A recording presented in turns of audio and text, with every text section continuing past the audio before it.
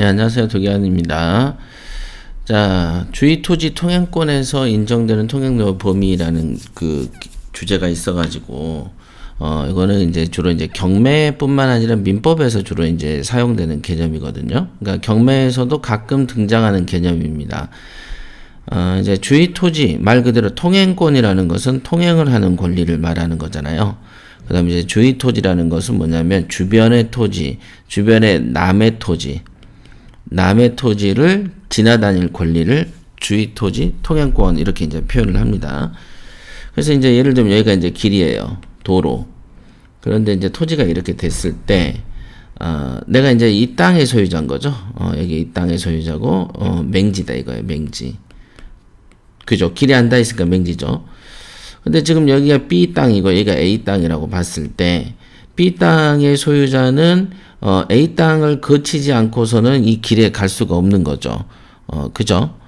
요런 거를 갖다가 이제 이런 거를 잠깐만요. 이거 좀 지우고 이렇게 이런 거를 딱 이렇게 길이 막혀 있기 때문에 B는 맹지라고 불려지는데 이런 B가 도로변으로 나갈 수 있는 권리가 주의토지 통행권이 되는 것입니다. 그래서 B는 A의 토지, A 토지를 밟고 길로 나갈 권리, 주의토지 통행권인데 이 통행권을 인정을 하긴 하지만 만약에 여기서 자기가 다닌다고 해서 이렇게 길의 정중앙을 이렇게 길을 내달라든가 또 막 여기서 요만큼을 내달라든가 이런 어떤 폭의 문제도 있을 수 있겠죠. 폭, 그죠?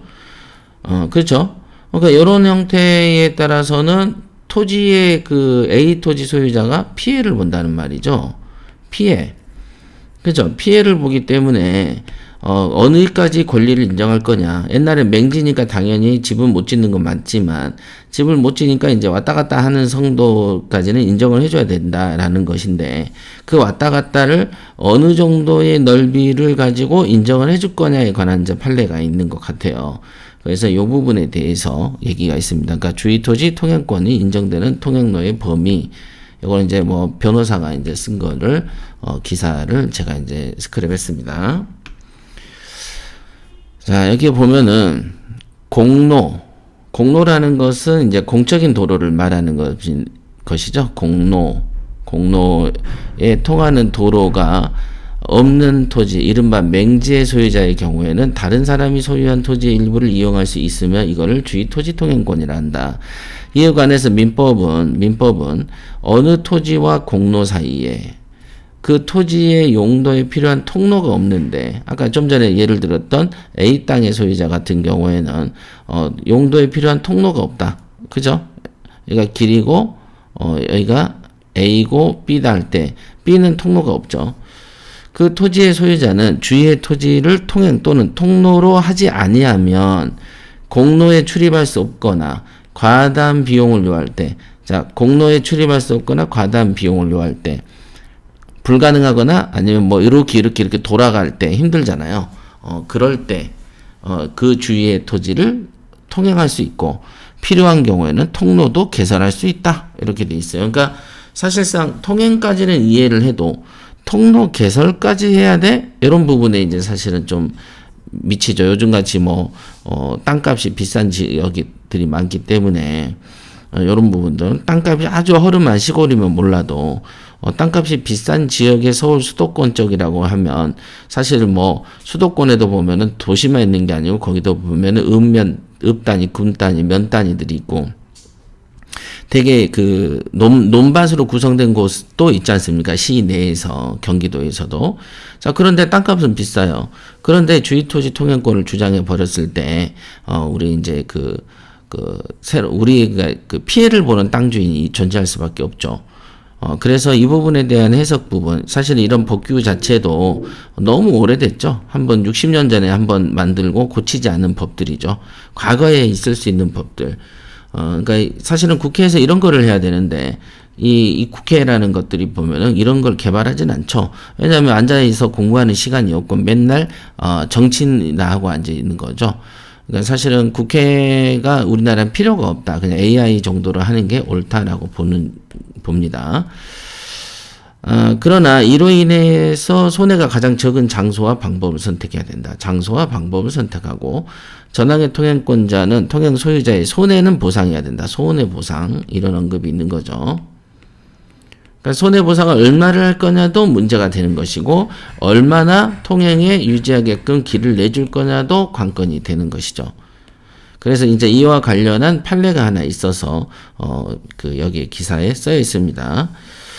기존의 통로가 있음에도 불구하고 더 편리하다는 이유로 이러한 권리가 인정되는 것도 아니고 쌍방토지의 용도 및 이용하는 상황, 통행로 이용의 목적 등에 비쳤을 때 토지의 용도에 적합한 범위 내 이런 게 상당히 애매모호한 표현이죠.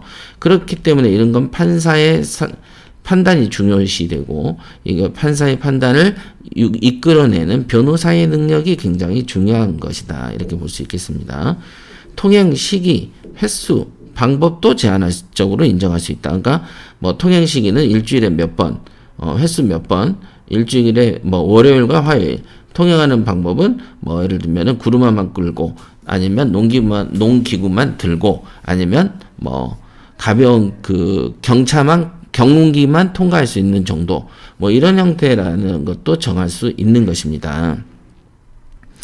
그렇다면 적절한 범위로 인정되는 통로의 폭은 어느 정도로 봐야 될까? 폭에 관한 문제가 있는 것이죠. 그러니까 통로의 길이도 문제되겠지만 폭도 문제될 것이고 통행 시기하고 횟수하고 방법도 문제가 될 수 있다라고 보여집니다.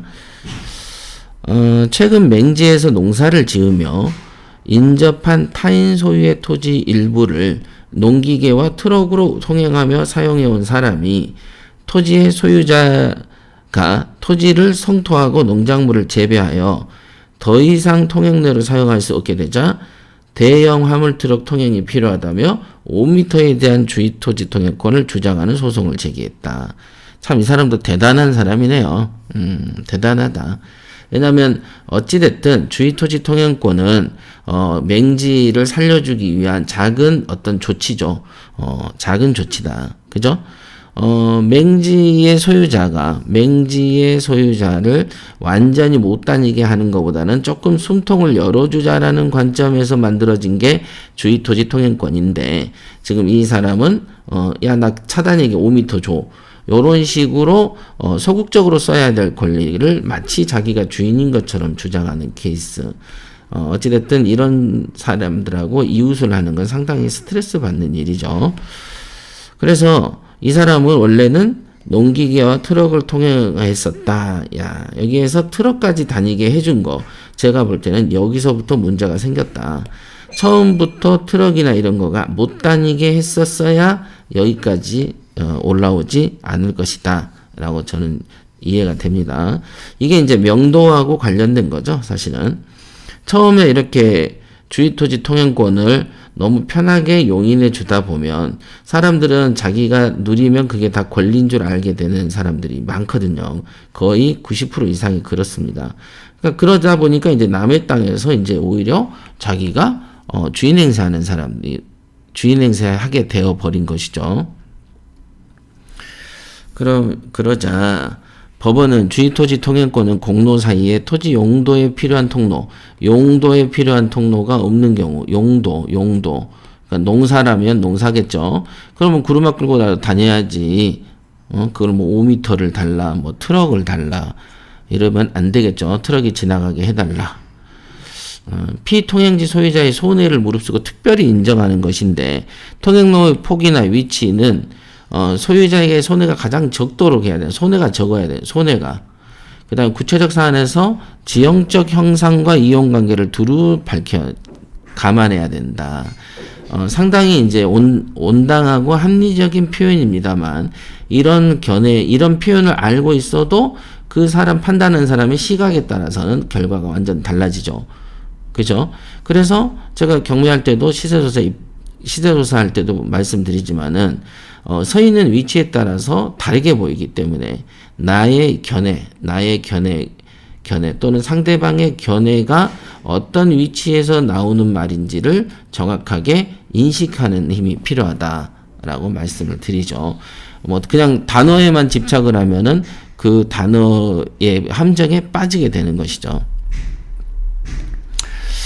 폭이 3m면 농기계와 어느 정도 규모의 화물차의 통행이 가능하다.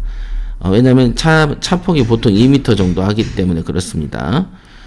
인접 소유 토지주의 희생을 무릅쓰면서 그보다 넓은 통행로를 확보해서 대형 트럭의 상시 통행까지 보장할 특별한 사정은 보이지 않는다. 이렇게 돼 있어요. 그러니까 상시 통행은 여기서 이슈는 아니고 상시인지 상시 아닌지, 상시는 몇 번을 상시라고 하는지 그거에 대해서는 지금 판사도 생각이 별로 없는 것 같고, 여기 말한 대형 트럭까지는 용인하기 좀 그렇지 않냐라고 말하는 것 같습니다. 사실은 5m면은 두 대가 교행할 수 있는 정도의 폭이거든요. 두 대가 다닐 수 있어요. 왜냐하면 한 차폭이 보통 2m, 트럭도 한 2m 살짝 될라 말라 할 거예요. 그 정도인데 두 대가 다니게 해달라 이거죠. 그러는 거는 정말 욕심이죠. 예.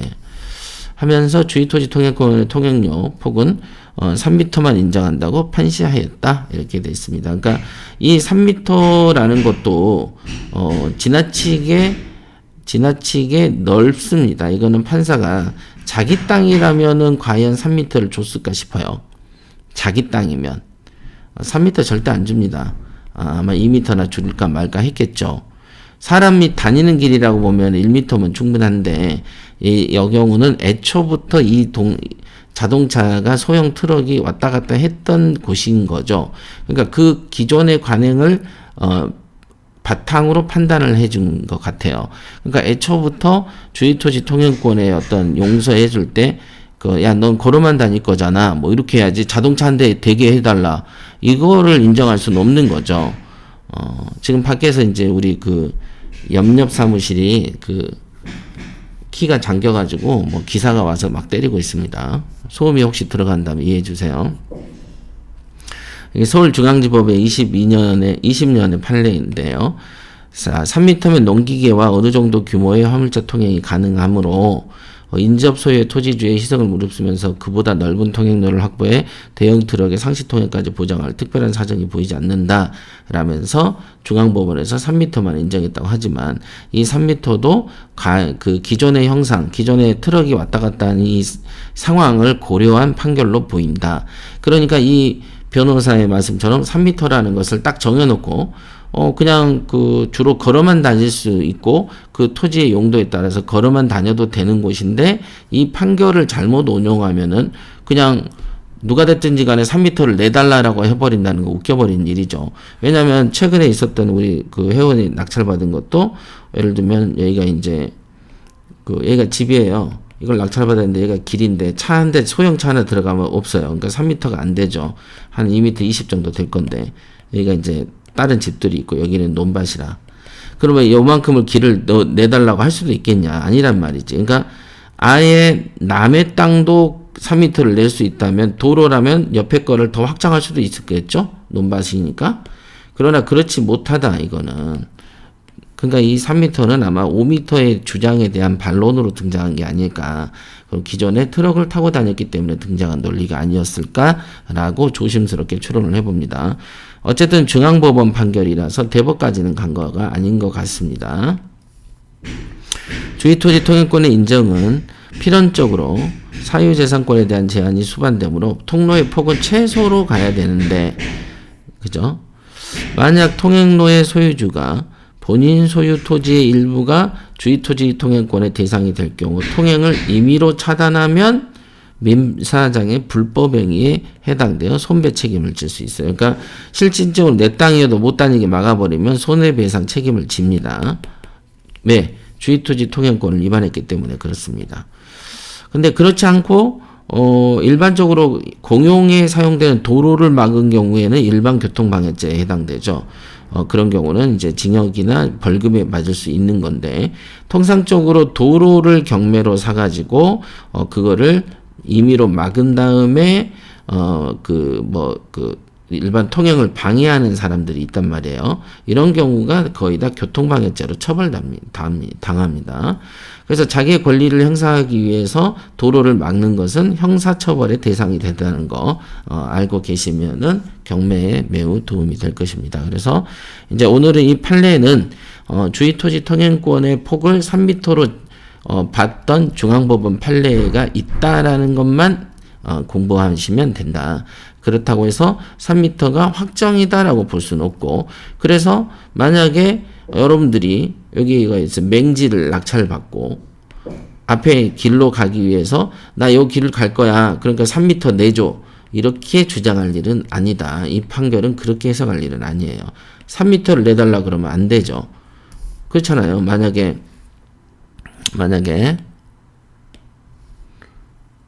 잠깐만. 만약에 보세요. 여기가 길이야. 길. 그러고 여기에 이제 땅이 있고 뒤에 자기 땅이 있어. A, B. 근데 B 땅의 폭이 4m면 어떨 것이건데요? 내 땅이 2m인데 야, 나 단위계 3m 줘. 그러면 요만큼을 다 찾아서 길을 주라는 얘기밖에 안 되잖아. 그잖아요. 앞에 땅의 폭이 4m일 수 있는 거 아니에요. 4m고 요렇게 길 수도 있는 거죠. 그런 땅 많아요. 실제로 보면. 그 다음에 뒤에 있는 이 B라는 게 맹지인데 얘가 주장하기를 중앙법원 판례를 가져와 가지고는 야 3m 내줘. 그러면 사실은 이 토지 전체를 다 내달라는 거겠지. 다니게끔. 3m니까. 여기가 4m인데 뒤로 100m 빠져있는 400평짜리 400제곱짜리도 있을 거 아니에요. 많아요. 우리 그 땅 사러 보러 다니면. 그러니까 이 3m라는 개념은 그냥 이 사례에 해당하는 거지. 이거를 또 애워가지고 그냥 3m 그러고 다니면 안 됩니다. 자, 오늘은 주의토지 통행권에 대해서 공부를 해봤습니다.